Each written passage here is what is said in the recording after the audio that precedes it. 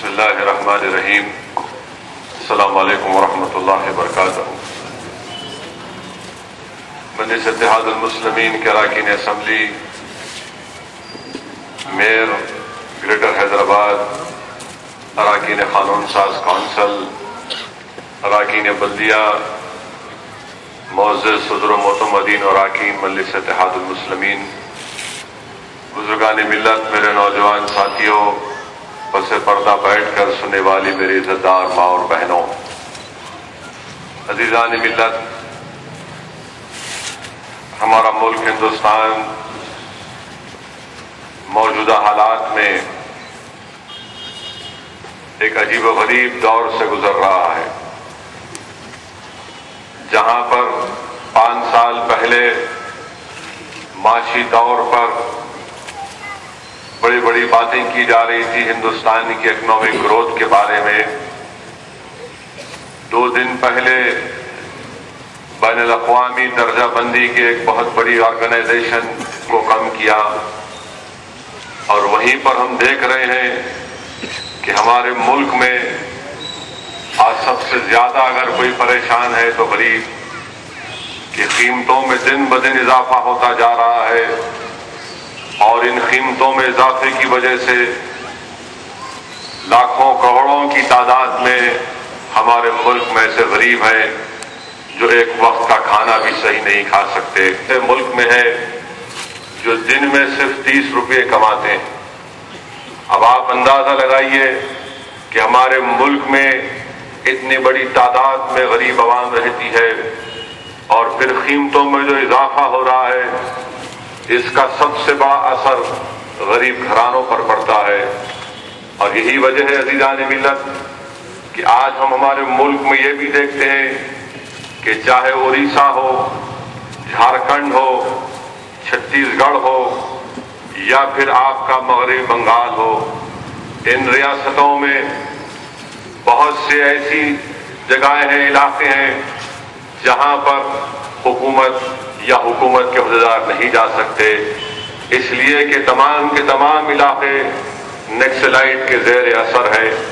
آپ نے دیکھا کہ کیسا اڑیسہ میں ایک رکن اسمبلی کو نیکسلائٹس نے یرغمال بنا لیا، نیکسلائٹس نے ایک کلیکٹر کا اغوا کر لیا، اور اس کو چھڑانے کے لیے، اس کی رہائی کے لیے پوری کوششیں کی جا رہی ہیں۔ یہ کیوں ہو رہا ہے اس ملک میں؟ یہ اس لیے ہو رہا ہے کہ ہمارے ملک کی معاشی پالیسی غلط ہے۔ ہمارے ملک کی معاشی پالیسی وہی مغربی انداز کی ہے کہ ہم کیپٹلزم کو اپنا رہے ہیں، جس سے غریب ہو رہا ہے، اور چند مٹھی بھر لوگ ہندوستان میں طاقتور ہوتے جا رہے ہیں۔ آج اڑیسہ کے جنگلوں میں، چھتیس گڑھ کے اس امبوٹ سمارٹ کے علاقے میں، مغربی بنگال کے اس جنگل محل میں ایسے کئی بڑے بڑے علاقے ہیں جہاں پر رہنے والے قبائلی لوگ ان ملٹی نیشنل کمپنیز کو آنے نہیں دے رہے ہیں، اور ان کو یہ کہنا کہ ہمارے ان علاقوں میں مت آؤ، کیونکہ اس زمین میں کئی منرلز ہیں، کئی ایسے چیزیں ہیں، اور یہ ملٹی نیشنل کمپنیز صرف وہاں پر آ کر ان قبائلیوں کو ان کے علاقے سے نکال کر پھینکنا چاہتے ہیں۔ اڑیسہ کے جنگلوں میں، وشاکھاپٹنم کے ٹرائبل ایریاز میں، چھتیس گڑھ کے امبوٹ سمارٹ میں، مغربی بنگال کے جنگل محل میں، جھارکھنڈ کے ان جنگلوں میں جہاں پر قبائل لوگ رہتے ہیں، وہاں پر ان ملٹی نیشنل کمپنیز کو روکنا چاہیے۔ اگر یہ ملٹی نیشنل کمپنیز وہاں پر جائیں گے، وہاں سے زیر زمین جو منرلز ہیں، آئرن اور ہے، اس کو نکالیں گے، تو یاد رکھیے ہمارے ملک میں بہت بڑے مسئلے مسائل پیدا ہوں گے۔ نیکسلائٹ کا مسئلہ پھر سے حکومت غلطی کر رہی ہے، لا اینڈ آرڈر کا مسئلہ اس کو سمجھتی ہے۔ یہ لا اینڈ آرڈر کا مسئلہ نہیں ہے، اس کو لا اینڈ آرڈر کا اگر مسئلہ سمجھیں گے تو پھر 50 साल तक भी ये मसला हल नहीं हो सकता। वहां पर जरूरी है कि हुकूमत जाए, वहां के गरीबों के लिए सामान और उनके लिए सहूलतें मुहैया करे, उन गरीब इलाकों में रोड डाले। आपको जानकर हैरत होगी अज़ीज़ान मिल्लत, आज़ादी के बाद हिंदुस्तान की हुकूमत को, सीआरपीएफ को मालूम हुआ कि अम्बुड्समार्ट में ऐसे कई गांव हैं जिसका सर्वे तक भी नहीं हुआ था, आज ये तमाम हालात अगर हुकूमत हिंद इसको सही तरीके से इन मसाइल को नहीं लेगी तो यकीनन बहुत बड़ा नुकसान गरीबों को उठाना पड़ेगा। और फिर वही सिलसिला चलेगा, एक तरफ एनकाउंटर होगा तो दूसरी तरफ वो आईईडी का एक्सप्लोजिव ब्लास्ट होगा। मरकजी हुकूमत को चाहिए कि एक पॉलिसी बनाए इन नक्सलाइट्स के मसाइल के सिलसिले में, इसको सिर्फ लॉ एंड ऑर्डर का मसला ना समझे बल्कि इन कबाइल लोगों के तहफ़्फ़ुज़ात का मसला देखे, इनकी जिंदगी के तौर तरीके का तहफ़्फ़ुज़ होना जरूरी है। अज़ीज़ान मिल्लत इस्लामिया, वहीं पर हम देखते हैं कि गुजरात में जो फसादात हुए उसके 10 साल मुकम्मल हुए और 10 साल के बाद भी आज भी एहसान जाफरी की बेवा इंसाफ के लिए दर बदर की ठोकरें खा रही है। और अफसोस तो ये हुआ अज़ीज़ान मिल्लत कि सुप्रीम कोर्ट ने जो स्पेशल इन्वेस्टिगेशन टीम बनाई, सीबीआई डायरेक्टर राघवन के ज़ेरे क़ियादत, इस राघवन के ज़ेरे क़ियादत एसआईटी की रिपोर्ट ने कह दिया कि नरेंद्र मोदी के खिलाफ कोई सबूत नहीं है और नरेंद्र मोदी गुलबर्ग सोसाइटी में जो 60 से ज्यादा मुसलमानों का कत्ल हुआ उसके ताल्लुक से नरेंद्र मोदी जिम्मेदार नहीं है। आप बताइए अज़ीज़ान मिल्लत कि एक चीफ मिनिस्टर एक रियासत का अहमान फोन करके बताता है, वो अपने फोन से पहले नरेंद्र मोदी के दफ्तर को फोन किया कि देखो गुलबर्ग सोसाइटी के तहत जो अतराफ व कनाफ में जो मुसलमान रहते हैं वो अपनी जान बचाने के लिए मेरे घर में पनाह लिए हुए हैं। नरेंद्र मोदी के ऑफिस को एहसान जाफरी फोन करके बताते हैं कि इन लोगों की जान बचाइए, मेरी जान बचाइए, पुलिस को भिजाइए। अहमदाबाद का उस वक्त का पुलिस कमिश्नर को एहसान जाफरी ने फोन किया। ये तमाम के तमाम टेलीफोन रिकॉर्ड से साबित है, मगर एसआईटी की रिपोर्ट ये कहती है कि मोदी जिम्मेदार नहीं है।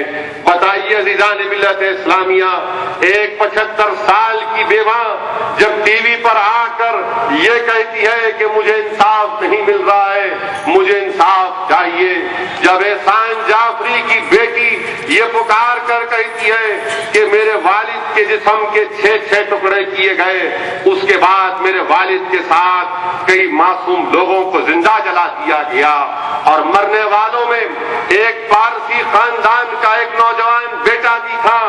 आज इन तमाम लोग इंसाफ के लिए पुकार रहे हैं, स्ट्रीट खोल रहे हैं और नरेंद्र मोदी को इस तरह से बड़ा चढ़ाकर पेश कर रहे हैं कि यही हिंदुस्तान की तमाम गुर्बत का खात्मा कर देगा। कई जगह पर जहां पर भी मौका मिला मैंने खुलकर कहा, हमेशा कहा कि तरक्की उस वक्त तक तरक्की नहीं कहला सकती जब तक कि मजलूमों को इंसाफ नहीं मिलेगा, जब तक मजलूमों को इंसाफ नहीं मिलेगा। गुजरात में अगर अरबों रुपये का भी अगर इन्वेस्टमेंट होगा तब भी वो तरक्की याफ्ता रियासत नहीं बन सकता। जब तक गुजरात में नरेंद्र मोदी की हुकूमत रहेगी उस वक्त तक मुसलमानों को इंसाफ नहीं मिल सकता। जब तक नरेंद्र मोदी इख्तिदार की कुर्सी पर रहेगा मजलूमों को, बेवाओं को, यतीमों को इंसाफ नहीं मिल सकता।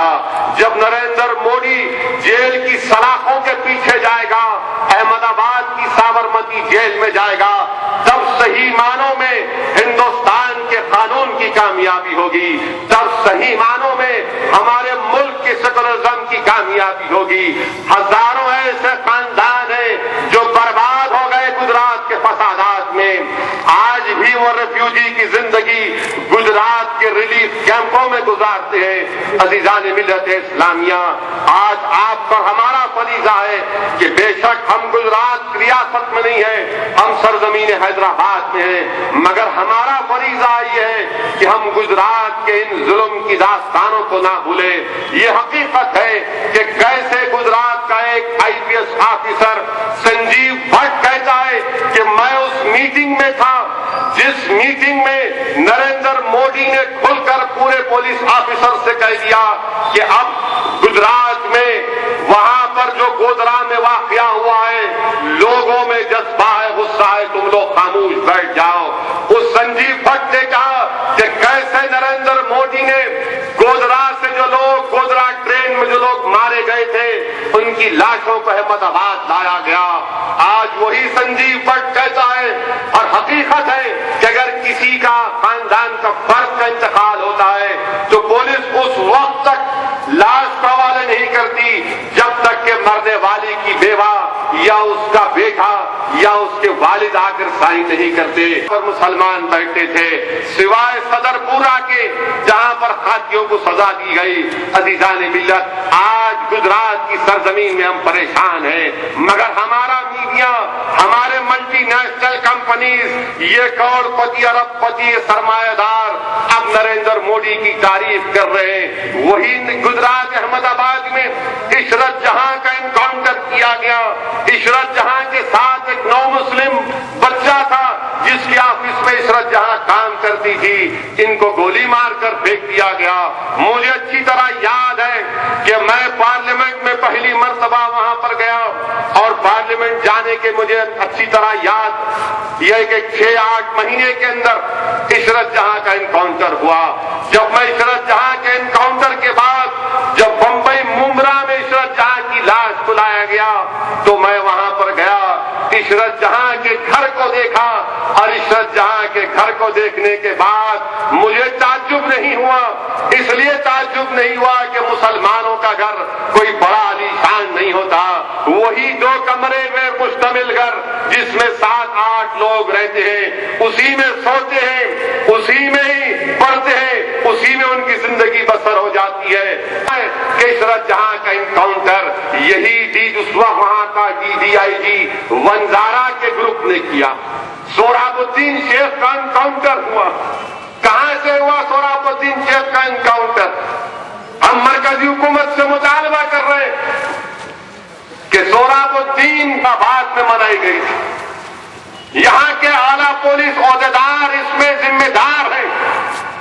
یہاں سے سازش بچائی گئی اور راستے میں سہراب الدین کو روک لیا گیا۔ حیدرآباد مہاراشٹرا کی روڈ پر کوثر بی کو ساتھ اتارا گیا، گولی مار کر سہراب الدین کا قتل کر دیا گیا، کوثر بی کو گولی مار کر اس کے جسم کو جلا دیا گیا۔ حیدرآباد کے بچوں کو 6-6 سال جیل میں ڈالا گیا گجرات میں۔ کس کے قتل میں؟ گجرات کے سابقہ ہوم منسٹر ہرین پانڈیا کے قتل میں۔ کورٹ نے فیصلہ دیا کہ ہمارے بچے ملوث نہیں ہیں۔ کورٹ نے کیا کہا کہ جس جگہ پر ہرین پانڈیا کو گولی ماری گئی، ہرین پانڈیا کو پیروں کے درمیان میں نازک حصے میں گولی لگی اور وہ گاڑی میں بیٹھا ہوا تھا، اور ایسے نازک جگہ پر اب گولی ماری جاتی تو خون کے فوارے نکلتے، مگر جس جگہ پر ہرین پانڈیا بیٹھا ہوا تھا وہاں پر 2 خون کے قطرے۔ عدالت نے کہا کہ نہیں، اصغر علی نے ہرن پانڈیا کا قتل نہیں کیا، عبد الرؤف نے اس کا ذمہ دار نہیں ہے۔ کئی ہمارے بچوں کو، افتخار کو، جن کو 6-7 سال جیل میں رہنا پڑا، یہی ظالم نریندر مودی کی حکومت کی وجہ سے وہ تمام کے تمام بری ہو گئے۔ میں جا کر وزیر اعظم سے کہا کہ عدالت نے ان کو بری کر دیا ہے۔ میں آپ سے مطالبہ کر رہا ہوں کہ CBI کو نہیں چاہیے کہ وہ ہرین پانڈیا کے مقدمے کی اپیل کرے سپریم کورٹ میں۔ وزیر اعظم نے کہا کہ میں آپ کی بات سے متفق ہوں، مگر صرف زبانی قرض کا مظاہرہ وزیر اعظم نے کیا۔ مجھے افسوس ہوتا ہے کہ ہندوستان کا وزیر اعظم ایک سردار ہے۔ راجیو گاندھی کے قتل کے بعد سرداریوں کا قتل کیا گیا دلی میں۔ کم سے کم امید کر رہے تھے کہ وزیر اعظم ہماری بات کو، ہمارے غم کو سمجھیں گے، مگر نہیں، CBI اپیل دائر کر رہی ہے سپریم کورٹ میں اور مجاہد ترین کو گولی مار دیا۔ یعنی اتنا ظلم وہاں پر آج بھی ہو رہا ہے۔ اسی لیے بہت ضروری ہے کہ ہم گجرات کے ان فسادات کو یاد رکھیں. میں کوئی سیاسی تقریر تمہارے سامنے نہیں کہہ رہا ہوں. میں تم سے بحیثیت ایک مسلمان میں تم سے کہہ رہا ہوں کہ دیکھو اگر ہم گجرات کو بھول جائیں گے تو یاد رکھو یہ فرقہ پرست طاقتیں ہندوستان میں ہر جگہ یہی کوشش کر رہے ہیں کہ کسی نہ کسی طرح فرقہ پرستی کے ماحول کو فروغ دیا جائے. کیسے معصوم غریب مسلمانوں کی جان و مال کا نقصان پہنچایا جائے, کیسے ملک میں سیکولرزم کا خاتمہ ہو جائے. آج آپ پر ہم کیا دیکھتے ہیں کہ 2012 پہلی جنوری کو کیا بیجاپور کے علاقے میں پاکستان کا پرچم نہیں لہرایا گیا,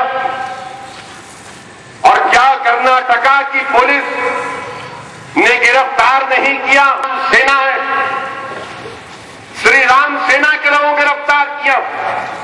تو شری رام سینا کے پرمود متعلق نے کہا کہ ہم نے نہیں کیا, RSS نے کیا. یعنی بولنے کا مقصد یہ مطلب یہ ہے کہ چچا کے بیٹے نے نہیں کیا, خالہ کی اولاد نے کیا. ہم نے نہیں کیا, RSS نے کیا. آپ اندازہ لگائیے کہ بیجاپور میں پاکستان کا جھنڈا لگانا اور پورے کے پورے نکل کر اس جگہ پر طوفان مچا دیے, نقصان پہنچائے مسجد کو. تحقیقات کے بعد 6 لوگ ان کے پکڑے گئے تو معلوم ہوا یہ ملوث ہے. سمجھوتا ٹرین میں بم بلاسٹ کس نے کیا؟ سمجھوتا ٹرین میں بم بلاسٹ یہی سنگ پریوار کے ظالموں نے کیا. وہاں پر بم رکھ دیا گیا. خواجہ اجمیری غریب نواز کے آستانے میں بم بلاسٹ ہوا جس میں ایک ٹولی چوکی کا رہنے والا حیدرآباد کا نوجوان مارا گیا.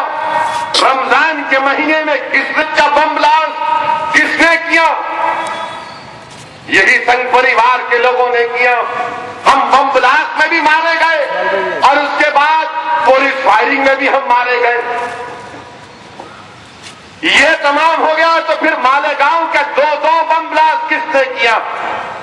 یہی سنگ پریوار نے کیا. ناندیڑ میں بجرنگ دل کے دفتر میں بم بلاسٹ ہوا اور بم بلاسٹ کے بعد بجرنگ دل کے لوگ مارے گئے. کس نے کیا؟ آپ ہی نے کیا. یہ تمام کے تمام ان کی کوشش یہ ہے کہ ہندوستان میں ہمیشہ کے لیے سیکولرزم کا خاتمہ ہو جائے. یہ چاہتے ہیں کہ ہندوستان میں دوبارہ BJP کی حکومت بن جائے, دوبارہ سنگ پریوار کا غلبہ ہو جائے, دوبارہ BJP اقتدار پر آ جائے.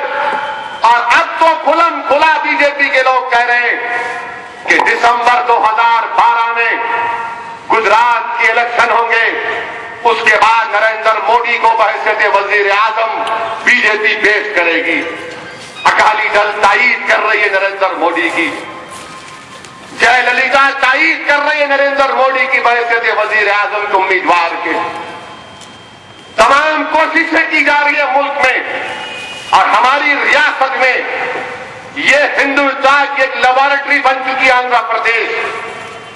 ہماری حکومت, یہ کانگریس کے لوگ اگر اپنی ہوئی ہے, کیوں نہیں حکومت کھل کر کہتی کہ آندھرا پردیش میں ہفتے میں 2 ایسے واقعات ہوتے ہیں جہاں پر عیسائیوں پر ظلم کیا جاتا ہے, ان کی گرجا گھروں کو نقصان پہنچایا جاتا ہے.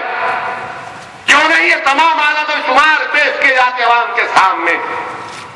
اور جو لوگ مکہ مسجد میں بم بلاسٹ کر سکتے, جو لوگ سمجھوتا ایکسپریس میں بم بلاسٹ کر سکتے, جو لوگ خواجہ اجمیری کے بارگاہ میں بم بلاسٹ کر سکتے, جو لوگ مالیگاؤں کی مسجد کے اندر بم بلاسٹ کر سکتے, تو کیا وہ مادنا پیٹ کی اپنی مندر میں گوشت نہیں پھینک سکتے؟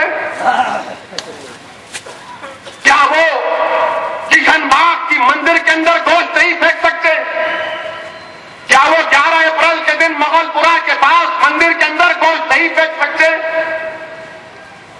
ارے یہ خود اپنے ہی عبادت گاہوں کو تباہ کرنا جانتے ہیں. تم کرتے ہو ہم کو الزام.